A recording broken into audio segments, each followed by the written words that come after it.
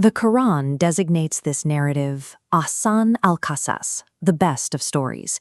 It tracks the internal architecture of psychological resilience, following a path where human calculation eventually fractures against a higher divine decree, known as tadbir. The narrative begins with a vision. As a young boy in Canaan, Yusuf sees 11 stars, the sun and the moon prostrating before him. He confides in his father, the prophet Yaqub.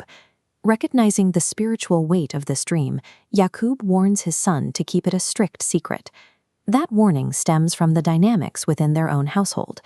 Yaqub's deep affection for Yusuf breeds a toxic envy among his 10 older brothers. They calculate that a fatal plot against the boy is the only reliable method to monopolize their father's love. They isolate Yusuf in the desert, strip him of his innocence and his shirt, and drop him into the darkness of a dried well. Returning home, they present Yaqub with a garment stained in false blood to cover their tracks.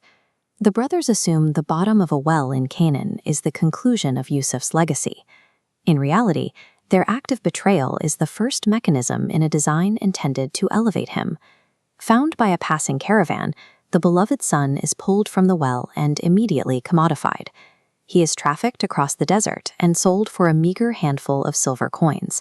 His buyer is Al-Aziz, the finance minister of ancient Egypt. Yusuf is thrust into an alien society, absorbed into the nation's political elite. By any clinical metric, Yusuf has endured a staggering sequence of trauma. In a matter of weeks, he has survived attempted murder by his family, endured brutal human trafficking, and total cultural isolation. This specific sequence serves as a primary case study in contemporary narrative therapy. Clinicians examine Yusuf's journey through betrayal and displacement to identify the recurring markers of resilience that allow individuals to navigate profound loss. Trust in divine wisdom anchors the mind. Yusuf's survival in the Aziz's estate demonstrates that physical displacement does not dictate a person's psychological outcome. Yusuf matures into adulthood within the palace walls. He possesses an extraordinary physical beauty, but the narrative emphasizes that his outward appearance is matched by a reinforced moral fortitude. That fortitude meets its ultimate test. The wife of Al-Aziz traps him inside her quarters. She locks the doors and demands he compromise his integrity. Yusuf's response is immediate. Ma'ad Allah, I seek refuge in God. His refusal is rooted in an awareness of divine oversight and a refusal to betray the master who provided him shelter. He flees for the exit, and in the struggle she tears his shirt from behind. That torn fabric becomes the physical evidence of his innocence, yet the incident quickly breeds scandal among the elite women of the Egyptian capital. His rejection of the minister's wife is a radical assertion of moral agency against the highest levels of political and social pressure. The threat against him escalates. The women of the city close ranks, subjecting Yusuf to intense collective pressure. They offer a choice: yield to their demands or face public disgrace and indefinite incarceration. Yusuf makes a counterintuitive calculation. He prays directly to God, requesting the sanctuary of a prison cell over the moral corruption waiting for him in the palace. Here, the narrative highlights the concept of sabr jamil, or beautiful patience. Yusuf reframes his physical suffering, turning it into a mechanism for spiritual endurance rather than a source of despair. Incarceration does not silence him. He transforms the prison block into an active center of his calling, preaching monotheism and utilizing his gift to interpret the dreams of his fellow inmates. Capitulating to corruption is the true imprisonment. By choosing the cell, Yusuf retains full ownership of his identity. He proves that faith can reauthor isolation into a state of empowerment. The catalyst for his release arrives through the king of Egypt. The monarch is plagued by a terrifying dream of 7 fat cows being consumed by 7 lean ones, a vision that baffles every royal priest and advisor in the empire. A former cellmate remembers Yusuf's gift.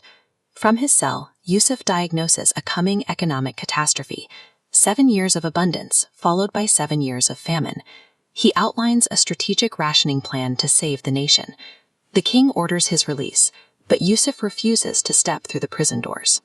He demands that the allegations made by the elite women be formally investigated and his name publicly cleared by the crown. Confronted with this rare combination of intellect and integrity, the king clears his name and appoints Yusuf as the treasurer of Egypt. The very integrity that led to his incarceration serves as the foundation for his political empowerment. The architecture of God's Tadbir brings the narrative full circle. The famine strikes as predicted. Desperate for rations, 10 brothers travel from Canaan to Egypt. They stand before the treasurer, begging for grain, oblivious to the identity of the man distributing it. The tension in the room is immense.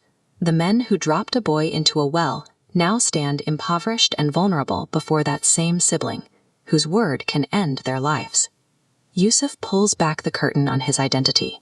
Holding total authority over his abusers, he rejects revenge, performing a monumental act of forgiveness. No blame will there be upon you today. In the final reunion, he brings his parents to Egypt and raises them upon the throne. The entire family prostrates before him, the physical realization of the childhood dream of the stars, the sun, and the moon. Human calculation remains secondary to the unfolding of a higher decree.